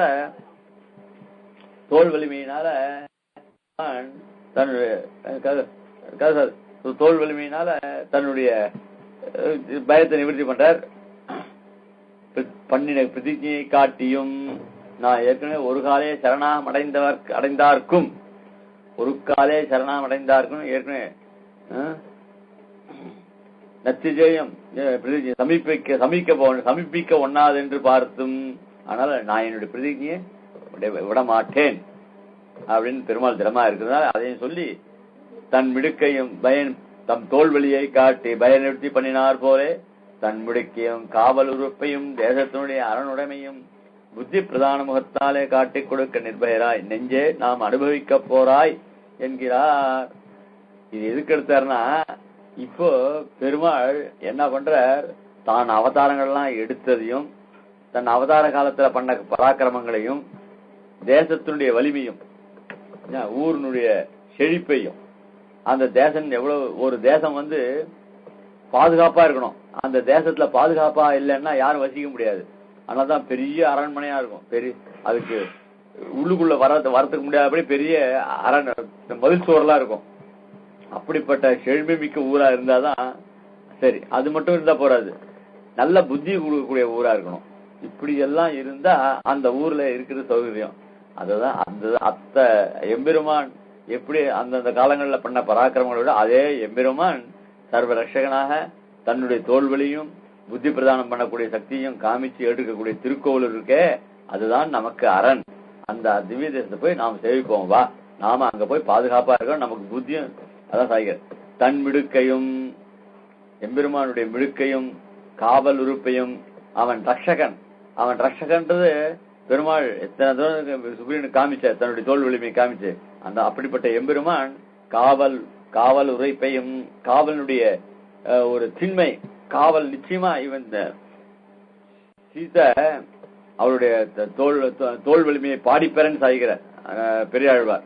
அப்படிப்பட்ட தோல் வலிமையினால பெருமானுடைய தோல் தான் அவளுக்கு ரட்சகன் சொல்ற பிராட்டி. அப்படி தோல்வழியை காட்டி தன் மிடுக்கையும் காவல் தேசத்துடைய அரணுடைமையும் தேசத்துடைய அமைப்பு இருக்க பாதுகாப்பு அரணுடைமையும் புத்தி பிரதான முகத்தாலே காட்டி கொடுக்க நிர்பயராய். ஆக பெருமாள் அவனை ஆசிரியச்சா அவனுக்கு சகல இதுவும் புத்திகளும் வரும், சாத்விக புத்திகள்லாம் காட்டி கொடுக்க நிர்பயராய் நெஞ்சே நாம் அனுபவிக்க போறாய் என்கிறார். அதனால எம்பெருமான் நமக்கு பல சௌகரியங்களை பண்ணக்கூடிய அப்படிப்பட்ட பெருமாளை சேவிக்கலாவா அப்படின்னு கூப்பிடுறார். அத்தலையில் சௌகுமாரியத்தை அனுசந்தித்து பயப்பட கிழவன், சௌரிய வீராதியில் அனுசந்தித்து நிர்பயனாக கிழவன். பெருமாளுடைய ஒரு பக்கம் பெருமாளுடைய சௌகுமாரியத்தை நினைச்சா நமக்கு பயம் இருது. ஐயோ பஞ்சு அண்ணம் எல்லடியால் பாய்ந்திடும் போது நொந்திடும் என்று சொல்லி சொல்ற மாதிரி அவனுடைய சௌகுமாரியத்தை நினைச்சு நமக்கு பயம் ஏற்படுறது. இன்னொரு பக்கம் பார்த்தா அவனுடைய சௌரிய வீரிய பராக்கிரம தேஜஸ் எல்லாம் பார்த்தா ஓ நாம பயப்படவே வேண்டியது இல்லையே, அவங்கிட்ட அவனுடைய அரவணைப்புல அவனுடைய ரட்சணத்துல நாமெல்லாம் பயம் இல்லாம இருக்கலாமே அப்படின்னு தோன்றது. அதுக்கு மேல வியாக்கியானம் ஆரம்பிக்கிறார். வற்புடைய இத்தியாதி அநேக அவதாரங்களில் உண்டான மிடுக்கையெல்லாம் காட்டி சமீபிக்க வேண்டும்படி காணும் இவருடைய பயாதிசயமாய் இருப்பது. இவன் மனசுல ஒரு தெம்பு வரணும் அப்படின்னு சொன்னா பல விஷயங்கள் அவன் நினைச்சிட்டு இருக்க அது மாதிரிலாம் இல்ல. அவன் இந்த காலத்துல இப்படி உபகாரம் பண்ணிருக்கான், இப்படி அவனுக்கு இவ்வளவு உபகாரம் பண்ணிருக்கான் அப்படின்னு ஒருத்தனை பத்தி சொல்லுவான். அத மாதிரி எம்பெருமான் எப்படிப்பட்டவன், பல அவதாரங்களை எடுத்து பல தீர செயல்கள்லாம் செய்திருக்கான், பல பராக்கிரமங்கள்லாம் பண்ணிருக்கான். அந்த அவனை போய் அவனை சேவிக்கிறதுனால நமக்கு ஒண்ணு தீங்க ஏற்படாத வா அப்படின்னு அவனுடைய பராக்கிரமத்தை எண்ணி இவருடைய பயத்தை போய்க்கிறாராம். அநேக அவதாரங்களில் உண்டான மிடுக்கையெல்லாம் காட்டி சமிப்பிக்க வேண்டும்படிகான் இவருடைய பயாதிசயம் இருப்பது. அவனுடைய எம்பெருமானுடைய பராக்கிரமத்தை காட்டிலும் இவருடைய பயம் ரொம்ப அதிகமா இருக்கான். அப்ப பயம் போகணும் அப்படின்னா பயம் சமீபிக்கணும், பயம் சமீபிக்கணும் அப்படின்னு சொன்னா இவனுடைய பராக்கிரம அதிசயங்கள் எல்லாம் சொல்லணும். அதுக்காக தான் இத்தனை அவதாரங்களை சொல்ற. வற்புடைய வரை நெடுந்தோள் மன்னர் மாலை, வற்புடைய வரந்தோள் மன்னர் மாலை ஹிரண்ய ராவணாதிகளுடைய பலத்தை சொல்லுமா போல இவருடைய பலத்தை அருளி செய்கிறது. அத்தலில் மிடுக்கு தோற்றுகைக்காக பலத்தையும் மலை போலே ஓங்கின தொழுகையும் உடையவர்கள். மலையிலே சில பதார்த்தங்கள் வந்தடியுண்டால் அவைதான் அக்கரைந்து போம் அத்தனையுடைய மலைக்கு சிதைவில்லாதார் போலே எதிர்கள் நசித்து போய் இவர்கள் தோளுக்கு சரணமின்றிக்கே இருக்கை. இந்த பராக்கிரமத்துக்கு ஏன் மலை ஒப்பிடுறார் அப்படின்னா, இந்த மலையில மலை அது ஸ்திரமா ஒரே இடத்துல எங்கேயும் போகாது, அது அப்படியே இருக்கும்.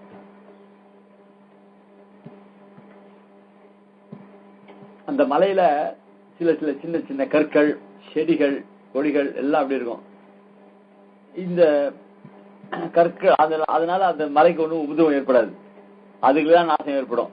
அது ஒண்ணுமே, அதாவது ரொம்ப ஞானவான் ரொம்ப தேஜஸ் உள்ள பக்கத்துல தேஜஸே இல்லாம போயிருந்தானாக்க அந்த தேஜஸே இவனெல்லாம் ஒண்ணு இல்ல அப்படி பண்ணிடும். அந்த மாதிரி மலையில போய் அண்டின சில பொருள்கள் இருக்கும் இல்லையோ, அவைகள்லாம் எடுபடாது. மலைகள் தான் பிரகாசமா இருக்கும். மலைகளுடைய பராக்கிரமத்துல இவெல்லாம் ஒண்ணுமே இல்லாத போயிடும், எல்லாம். அந்த மாதிரி தோல் வலிமை உள்ளவா கிட்ட போனா மீதி பேர்லாம் நசிஞ்சு போயிடுவா. அந்த தோல் வலிமை தான் நிற்கும். அதுக்காக அந்த தோல் வலிய மலைக்கு ஒப்பா சொல்றா. ஹிரண்ய ராவணாதிகளுடைய பலத்தை சொல்லுமா போல இவர்களுடைய பலத்தை அருளி செய்கிறது. யாரு அப்படின்னா வற்புடைய மன்னர் மாலை. இந்த மன்னர்கள்லாம் யாரு அப்படின்னா, மன்னர்கள்லாம் அவ்வளவு பராக்கிரம உடையவர்கள். ஏன்னா ஹிரண்யெல்லாம் அது ஒரு காலம் முடிஞ்சு போச்சு. அந்த இப்ப இருக்கிற காலத்துல மன்னர்கள், அந்த மன்னருடைய புஜ பலத்தை சொல்றார். மத்தலையில் மிடுக்கு தோற்றுகைக்காக பலத்தையும் மலை போல ஓங்கின தொழுகையும் உடையவர்கள். மலையிலே சில பதார்த்தங்கள் வந்தடியுண்டால் மலையில சில பதார்த்தங்கள் எங்கேயோ காத்து அடிச்சு சில குப்பைகள்லாம் மலையில போய் நிற்கும். அவைகள்லாம் அதனால மலைக்கு ஒண்ணுமே ஆகாது. எவ்வளவு பெரிய காத்து அடிச்சாலும் மலைக்கு ஒண்ணுமே ஆகாது. அந்த மாதிரி ஸ்திரமா இருக்கக்கூடாது. அவைதான் நக்கரைந்து போமத்தினை, எது மலையை வந்து அண்டிதோ அவைகள் தான் நாளோட கரைஞ்சு போயிடும். ஆனா மலை ஒண்ணும் சிதைவே ஏற்படாது. மலைக்கு சிதைவு இல்லாதார் போல எதிரிகள் நசிந்து போய் இவர்கள் தோளும் சரணமின்றிக்கே இருக்கே. அப்படிப்பட்ட பலபல உஜக்கிரமங்களை உடைய மன்னர்கள் கிட்ட பலம் இல்லாத போனாலும் நசிஞ்சு போயிடுவா. அனுகூல வேஷத்தை பரிகிரகித்தாலும் ஆசுரம் அளவாய் இருக்குமாகில் ஈஸ்வரன் அழியச் செய்யும் என்கை. அனுகூல வேஷமா போட்டு வந்தாலும் கூட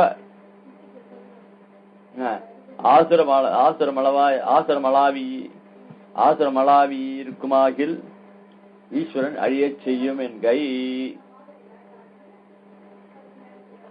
பெருமாள் கிட்ட அனுகூலமா இருக்கிற மாதிரி கள்ள வேடம் புக்கு யாராவது வந்தால் கூட அவனுடைய அசுரபாவம் அதிகமா மிந்ததுன்னா பெருமாள் அவனை வதம் பண்ணிடுவார்.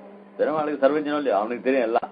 ஆக அனுகூல வேஷத்தை பரிகிரகித்தாலும் ஆசுரம் அளவா இப்போ கிருஷ்ணாவதாரத்துல பூதனையானவள் அவனுக்கு பால் கொடுக்க முடியாது அனுகூலராதான வந்தா. குழந்தை அற்புதமான தாயார் வேஷம் போட்டுட்டு குழந்தை சன்னிபானம் பண்றதுக்காக வந்தா, அனுகூலரா இருக்கிற மாதிரி வந்தா. பெருமாள் அவள் வதம் பண்ணல. ஆக அனுகூல வேஷத்தை பரிகிரகித்தாலும் கள்ள வேடம் கொண்டு அந்த மாதிரி இந்த சகடாசுரன் இவெல்லாம் அனுகூலமா வேஷம் போட்டு வந்தால் கூட ஆசிரமளவா இருக்குமாக ஈஸ்வரன் அழிய செய்யும் அப்படி சொன்ன. ரட்சக ஜென்மம் இரே என்று பாரான். என்னடா இது, இந்த உலகத்துல எல்லா வஸ்துக்களுமே இவனை ரட்சணத்துக்கு உட்பட்டது. என்ன இப்ப பூத்தனையா இருந்தா வண்டியா இருந்தா எல்லாம் ஜகத்துல இருக்கிற வஸ்துக்கள் எல்லாம் இவனை ரட்சத்துக்கு உட்பட்டது தானே. ஆக காப்பாற்ற வேண்டியது தானே. அதான் ரட்சக ஜென்மமா இருந்தால் கூட, ஆனா அது எம்பெருமானுக்கு அனுகூலமா இருக்கா போல வேகம் போடணும் வந்ததுன்னா அந்த பெருமாள் விடமாட்டார், அழிச்சுடுவார் அப்படின்னு சொல்ற. லோகத்தில் இருக்கிற வஸ்துக்கள் ரட்சணத்துக்கு உட்பட்டது தானே, அதை போய் அழிக்கலாமா அப்படின்னு கேட்டா அது பிரிதிக்கு அனுகூலம் மாதிரி வேஷம் போட்டு இருக்கு, அதனால அதை அழிக்கிறது. அவர்கள் ஆசுரமாயிற்று பார்ப்பது. ஆக அவருடைய தன்மையானது ஆசுரமா இருப்பதனாலே அதை அழிக்கிறார். சகசிரபாகு அர்ஜுனன் முதலான ராஜாக்கள் எல்லாம் நிசேஷமா நசிக்கும்படி கார்த்தவீர்யார்ஜுனன் எல்லாம் அவரை எல்லாம் வதம் பண்ண பெருமாள். இது ரொம்ப ஆச்சரியமா இந்த வற்புரை நெடுந்தோன்றதுக்காக இந்த பானாசுரன் விற்த்தாந்தங்கள்லாம் ரொம்ப அதிகம். அதுல ரொம்ப ஆச்சரியமா சாதிக்கிறார். வானநாயரன் தோல் துணித்த அப்படின்னு சாதிக்கிறார். அதெல்லாம் பின்னாடி வரப்போறது, அப்ப அனுபவிக்கலாம். ஆக இவர்கள் நசிக்கும்படி பண்ணின வியாபாரம் ஏதெனில் என்ன தோல் வலிக்குமா இருக்கு, இவளை நசிக்க முடியும்னா அப்படி பண்ண வியாபாரம் தான் என்ன அப்படின்னா, வடிவாய மழுவேந்தி கையிலே மழுவை ஏந்த நசித்து கிடந்தது இத்தனையாயிற்று. எதுக்காக பெருமாள் பரசுராமன் மழு வச்சுட்டார், அதுவும் கூறுமான மருவை எதுக்கு வச்சுட்டார் அப்படின்னா, அந்த சத்திரிய வம்சத்தை பூண்டோட அதுக்கு ஆயுதம் ஒண்ணு இல்லையோ, அதுக்காக அதை வச்சுட்டார்.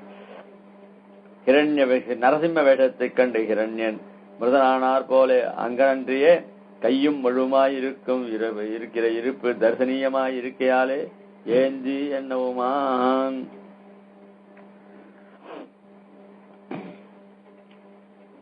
நரசிம்மாவதாரத்துல நிசும்மன் ஆவிர் பவிச்ச உடனேயே அத்யுதமான ரூபமா இருந்தால் கூட இவனுக்கு ஹிரண்யனுக்கு அந்த பயம் ஏற்படுது. அப்பயே அவனுக்கு பாதி விருப்பிடுது.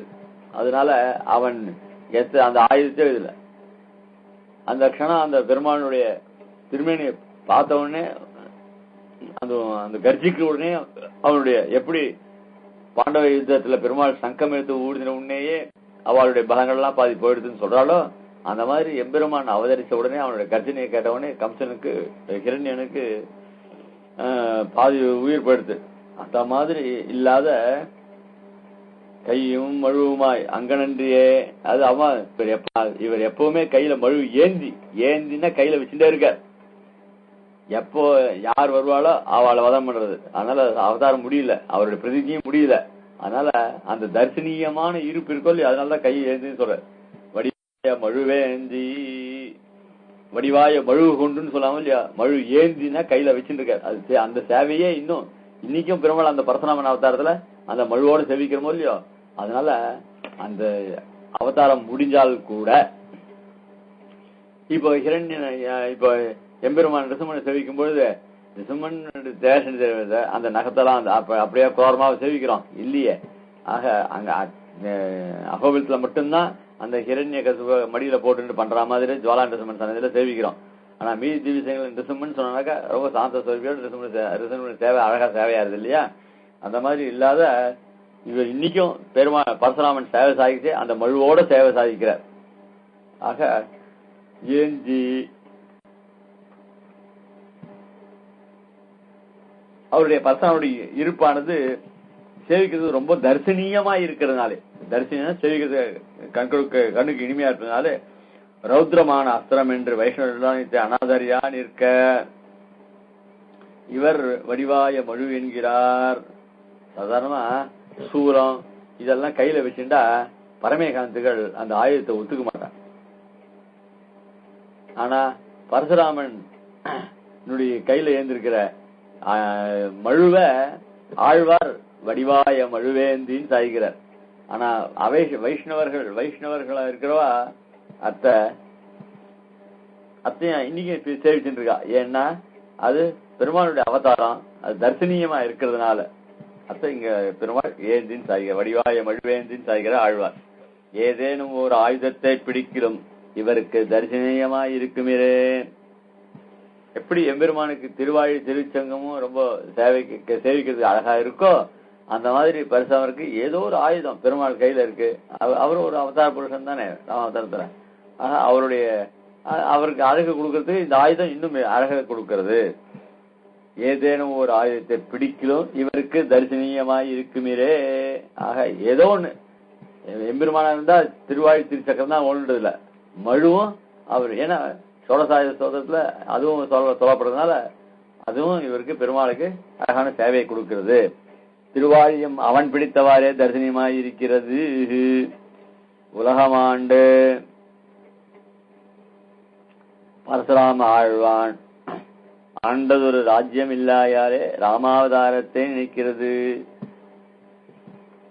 வடிவாய மழுவேந்தி உலகமாண்டு இந்த ஸ்லோகத்துல பாசுரத்துல பதத்தை பார்க்கணும்.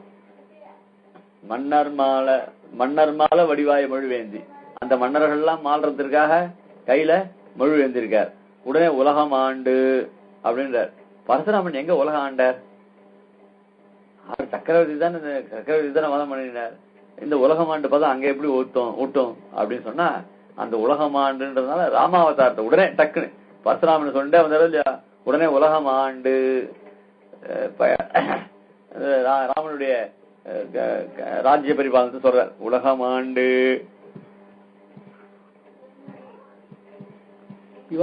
நமக்கே பரசுராமன் ஆழ்வான் ஆண்டது ஒரு ராஜ்யம் இல்லாமையாலே என்னடா இது திடீர்னு உலகம் ஆண்டு வியாக்கியானம் பண்றா பாருங்க.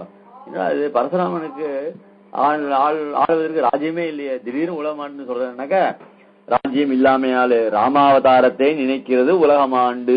அந்த உலகமாண்டுன்றதுனால ராமாவதாரம் அந்த வடிவாய மழுவேந்தின்னு சொன்னதுனால பரசுராமன் தான் அங்க அந்த இடத்துல மட்டும்தான் பரசுராமன்.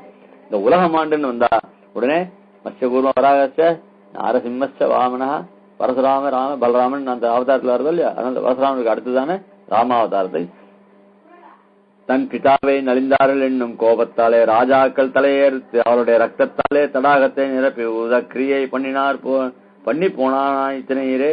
ஆனாலும் ஸ்நாத்வா புஞ்சீதா என்னுமா போலே என்கிற இந்த லயப்பு இந்த உலகமாண்டுன்னு சொன்னதுல அந்த இடத்துல பரசுராமன் நினைக்க கூடாது, அந்த இடத்துல ராவணன் நினைக்கணும். இவர் எப்படின்னாக்க இந்த மழு எதுக்கு ஏந்தினார் அப்படின்னா தன் பிதாவை நலிந்தார்கள் என்னும் கோபத்தாலே தன்னுடைய பிதாவை நலிந்தார்கள்னா வதம் பண்ணார்கள். அதனால சக்கரவர்த்தி வம்சமே பூண்டோட ஆயிடுச்சுன்னும் அப்படின்றதுக்காக பரசுராமன் அவதாரம் எடுத்தார். கோபத்தாலே ராஜாக்கள் தலையை அறுத்து, ஒரு ராஜாவுடைய தலையை அறுத்து அவளுடைய ரத்தத்தாலே தடாகத்தை நிரப்பி அப்பாவுக்கு கைங்கரித்து என்ன பண்ணார், இந்த ராஜாக்களுடைய ரத்தத்தை கொண்டு உதகபானம் நித்திய விதிகள் பண்ணதே தெரியும். அந்த கல்லுக்கு உதகதானம் பண்ணுவா, அந்த மாதிரி ரத்தத்தை கொண்டு உதாரணம் பண்ணார். ஆனாலும் ஸ்நாத்வா புஞ்சிதா, அதாவது குளிச்சுட்டு ஸ்நாத்வா புஞ்சிதா, சாப்பிடணும்னா குளிச்சுட்டு சாப்பிடு அப்படின்னு ஒரு வச்சனை கட்டளை இருக்கு. குளிக்காம சாப்பிடக்கூடாது. அந்த மாதிரி பெரும் அவன் தோப்பனாருக்கு கைங்கரியம் பண்றதுக்கு என்ன பண்ணோம் அப்படின்னா, ஸ்நாத்வா பூஞ்சித்தன்ற ரீதியில ராஜாக்களுடைய தலையை அறுத்து நீ அவருக்கு கைங்கரியம் பண்ணு அப்படின்ற மாதிரி அந்த என்று ஏந்தி என்கிற ஏககர்த்தகமாக ஒன்றோ இருக்கிறது எனில் வஸ்து ஐக்கியத்தாலே ஏககர்த்தத்துவமாகவும் தட்டில்லை, அர்த்தானுபவத்தாலே பின்ன வியக்தியாகவும் தட்டில்லை. ஆக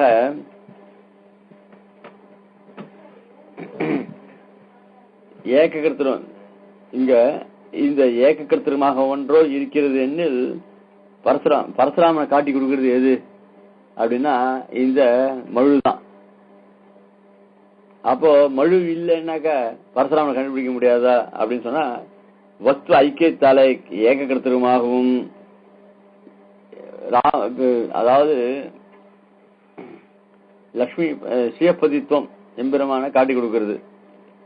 அதே மாதிரி பெருமானை காட்டி கொடுக்கறதும் பிராட்டியை கொண்டுதான், பிராட்டியை காட்டி கொடுக்கறதும் விஷ்ணு பதத்தினால பிராட்டி காட்டி கொடுக்கிறது. அதனால அந்த மாதிரி இங்க ஏககர்த்தமாகவும் வஸ்து ஐக்கியத்தாலே, வஸ்து எது அப்படின்னா அந்த மழு, அந்த வஸ்து ஐக்கியத்தாலே மழுவை உடையவன் யாரு, பரசுராமன். பரசுராமன் யாரு, மழுவை ஏந்தியவன். ஆக ஏககர்த்தம் தட்டு இல்லை. அர்த்தானுபவத்தியாலே அந்த மழுவை கொண்டு இவன் பண்ணான், அவன் வேற இந்த மழு வேற. அவன் செய்த காரியங்கள்லாம் என்ன, பரசுராமன் ராஜாக்களை கொன்றான் அப்படின்னு சொன்னான். அவன் பரசுராமனை கொண்டான் அப்படின்னா பரசுராமன் தனியா பண்ண முடியல, அந்த மழுவை கொண்டு பண்ணான். ஆக ஏககர்த்தமா சொல்லலாம், பின்னமாவும் சொல்லலாம், தட்டு இல்லை அப்படின்னு சொல்கிறது. மேலே கிருஷ்ணாவதாரமாய் இருக்க ஏககர்த்தமாய் இருக்கிறது வஸ்து ஐக்கியத்தாலே இரே. ஆகையாலே ஆகாரத்வயத்தாலும் உலகமாண்டு என்கிறது ராமாவதாரத்தை காட்டுகிறது. இங்க உலகமாண்டுன்னு பொதுவா சொல்லிட்டார, ஏன் இங்க பரசுராமனை சொல்லி வழுவேந்தின்னு சொல்லி எங்கேயுமே பரசுராமத்தை நிர்தேசம் பண்ணல. வடிவாய மழுவேந்தின்னு சொன்னார், அங்கேயும் பரசுராமன் ஸ்பஷ்டமா சொல்ல. அப்புறம் உலகமாண்டுன்னு சொன்னார். என்ன அதுவும் அங்க ராமனை சொல்லல. அதுக்கப்புறம் இன்னொன்னு சொல்றார், வெற்புடைய நெடுங்கள் தனிவேல் வைத்த வேல் முதலா வெண்ணானோர் விந்தை மேய அப்படின்னு சொன்னார். அங்கேயும் கிருஷ்ணாவதாரத்தை கிருஷ்ணன் நேரடியா சொல்ல. எங்கேயுமே காரியத்தை கொண்டுதான் சொல்றாரு தவிர அந்த காரியத்தை செய்தவன சொல்லல. இது எப்படி அப்படின்னு சொன்னா, இப்போ வலுவாய மழுவேந்தின்னு சொன்னால சத்திரியர்கள் எல்லாம் மன்னர் மாலை அப்படின்னு சொல்லி அந்த ஒரு காரியத்தை பண்ணார். அந்த காரியத்தை யார் பண்ணார், அது பரசுராமர் பண்ணார். உலகமாண்டின் யார் பண்ணார், ராமர் பண்ணார். அதுக்கப்புறம் விந்தமேயன்னு சொல்லி கிருஷ்ணன் சொன்னார். ஏன் இப்படி இப்ப காரியத்தை கொண்டு சொல்லாமன்னா காரியம் ஏககர்த்தம். இப்போ அரசரை கொண்டாடினாக்கா பரசுராமன் பண்ணார், அதுக்கப்புறம் இன்னொருத்தர் பண்ணார் அப்படின்னு சொன்னா இல்ல, அந்த காரியம் மொத்தத்தையும் அவர் பண்ணார். ராஜ்யத்தான் ஆனது மொத்தம் ராமன் பண்ணார். அதுக்கப்புறம் விந்தமேயன்னு சொன்னதுனால கிருஷ்ணன் பண்ணார். ஆக காரியம் ஏகமா இருந்தாலோ பின்னமா சொல்லலாம். சாட்சாத் எம்பெருமான் தான் எல்லாத்தையும் பண்ணான், ஏககர்த்தத்துவம். இது மொத்தம் பண்ண யாரு, சாட்சாத் சர்வேஸ்வரன் அப்படின்னு சொன்னா ஏககர்த்தத்துவம் ஆயிடும். இல்ல இத வழுவாய மடிவேந்தி இது பரசுராமன், உலகமாண்டு ராமன், அதுக்கப்புறம் விந்தமேய இது கிருஷ்ணன் அப்படின்னு சொன்னாலும் தப்பு இல்லை. காரியம் ஏககர்த்தத்துவமா இருந்த எல்லா காரியமும் எம்பெருமானுடைய ஏககர்த்தத்துவம் தான். இருந்தாலும் அத பின்னமா சொல்றதுனாலும் தப்பு இல்லை. மேலே கிருஷ்ணாவதமாய் இருக்க ஏககர்த்தமாய் இருக்கிறது வஸ்து ஐக்கியத்தாலே இதே. ஆகையாலே ஆகாரத்வயத்தாலும் உலகமாண்டு என்கிறது ராமாவதாரத்தை காட்டுகிறது. பரசுராம ஆழ்வான் பெருமாளை கண்டவாறே கையில் மொழி போகட்டு வில்லை எடுக்க வில்லோடைய கூட அவனுக்கு சக்தியை வாங்கி அவ்வில்லாலே ராவணாதி கண்டக நிரசனபூர்வமா சிறியத்தை பெரியது நிலையாதபடி ராஜ்யத்தை ஆண்டபடியை சொல்லுகிறது. ஆக அதே பரசுராமன் கையில மழு வச்சிருந்தார். அதுக்கப்புறம் சக்கரவர்த்தி திருமணம் வரைச்ச அவர் வில்லு வச்சுட்டு இருக்கார். அதனால இவர் மழுவு போட்டு அவர் ஒரு வில்ல எடுத்துட்டார். அந்த சின்ன வில்ல அந்த வில்ல தனுசை பொடிசு பண்ணி பெருமாள் ரட்சணம் பண்ணார் அப்படின்னு சாதிக்கிறார். ஆக அதனால இந்த ஏக கர்த்திருக்கமாய் இருக்கிறது. ஏக கர்த்திருக்குன்னா ஒரு புருஷனாலே பண்ணப்பட்டது. அது எந்த புருஷன் அப்படின்னா அது பரசுராமனா இருந்தாலும் என்ன, ராமன உலகமாண்டது ராமனா இருந்தா என்ன, இந்த வையமேழுன்னு சொல்றதுல அந்த வைபவத்து கிருஷ்ணன் பண்ண காரியமா எதுவா இருந்தாலும் என்ன ஏக கர்த்திருவம் பெருமாள் பண்ணதுதான். அதனால பேர் பின்னம், அது பிரகரணங்கள் பின்னமா இருப்பதனால தட்டு இல்லைன்னு சாதிக்கிறார். அப்படிப்பட்ட ராமாவதாரம் பரசுராமாவதாரம் என்ன, ராமாவதாரம் என்ன, கிருஷ்ணாவதாரம் என்ன, இந்த மூணுத்தையும் இங்க சொல்லப்படுகிறது. வெற்பித்தியாதி ஏன்னா கீழே கிருஷ்ணனை பத்தி சொல்ல போறார். வெற்பித்தியாதி வெற்பை தனக்குள்ளே உடைத்தான மகாசமுத்திரத்திலே அத்விதீயமான வேலிட்ட. அப்ப இதோடு நிறுத்திக்கலாமா? அவனுடைய சக்தியை வாங்கி அளவில்லா ராவணாதி கண்டக நேரசன பூர்வமா சிறியத்தை பெரியது நிலையாதபடி. பரசுராமுடைய சக்தியை இவர் பெருமாள் வாங்கிட்டார். பெருமாளை வாங்கி அந்த பெரியது நிலையாதபடி ராஜ்யத்தை ஆண்டபடியை சொல்லுகிறது. அதனால பெரிய ராஜாக்களை எல்லாம் வதம் பண்ணிட்டு வந்தார் பரசுராமன். ராமன் தன்னுடைய சக்தியாலே அந்த தன்னுடைய ராஜ்யம் போகாதபடிக்கு இவனுடைய சக்தியை வாங்கி இவன் பரசுராமன் செஞ்ச வில்லியம் ஒடிச்சு பங்கம் பண்ணி அந்த ராஜ்யத்தை பரிபாலனம் பண்ணார். அப்படிப்பட்ட பராக்கிரமத்தை உடையவர் ராமன் அப்படின்னு சொல்லி ராமனை பத்தி சொல்றார். ஆனா பரசுராமத்தை ராமாவதாரத்தையும் சொல்றார். பின்னாடி வெறுப்புடையன்றதுக்கு பின்னாடி கிருஷ்ணாவதாரத்தை பத்தி சொல்ல போறார். இதை நம்ம அடுத்த வாரம் திங்கட்கிழமை பார்ப்போம். ஓபன் பண்ணி விடுறேன். அதாவது கேள்வி இருக்கிறத கேட்கும்.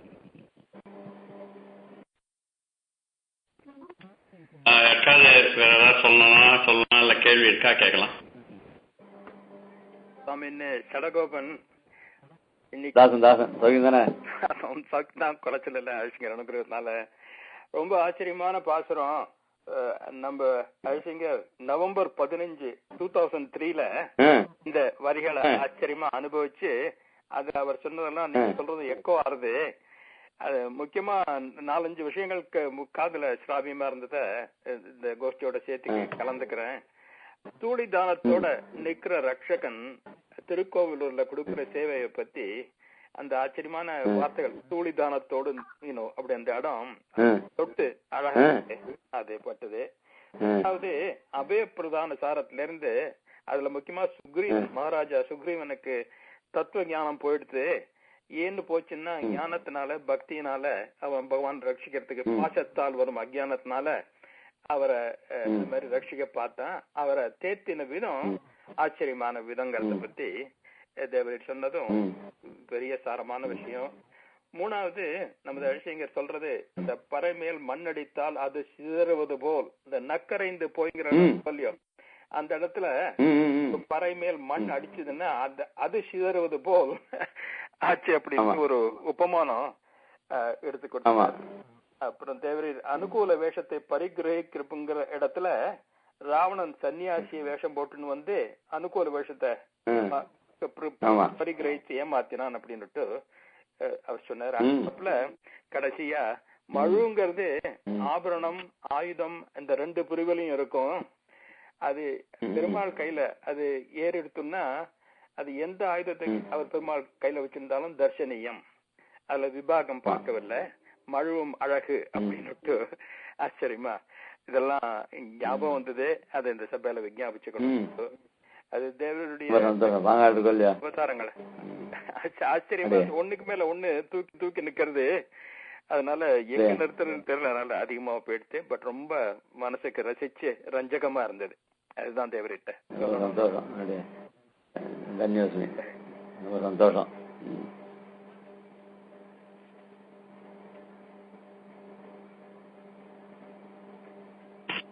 வேற ஏதாவது கேள்வி ஏதாவது சொல்லணுமா?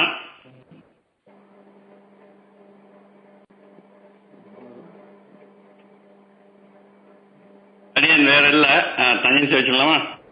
அடே அடே அடே ஸ்ரீமத் ரங்க சடாரி சம்யம் விவரால் லப்தாக மாந்தத்வயம் ஸ்ரீமத் வீரரோத்வாத்சரித் பாதாரவிந்தாசயம் ஸ்ரீமத் வேதவதம் சதேசேதே காருண்ய வீக்ஷாஸ்வதம் சேவே ரங்கத்வீன சாதனவசம் நாராயணம் யோகினம் வேதாந்த தேசியதீந்திர கடாட்சத்ரயந்த சார மணவந்திய குணம்புதாகிரியம் நாராயணாதிதுர்கிருபாவிஷித்தம் ஸ்ரீ ரங்கநாதேசேரமாஸ்யாமா ஸ்ரீமதே ஸ்ரீ லட்சுமி சுமதிவ பாதுகா சேவை சிவன் ஸ்ரீ நாராயணேந்திர மகாதேசிகாய நமः. ஸ்ரீமதே சிவன் ஸ்ரீ ரங்கநாதேந்திர மகாதேசிகாய நமः.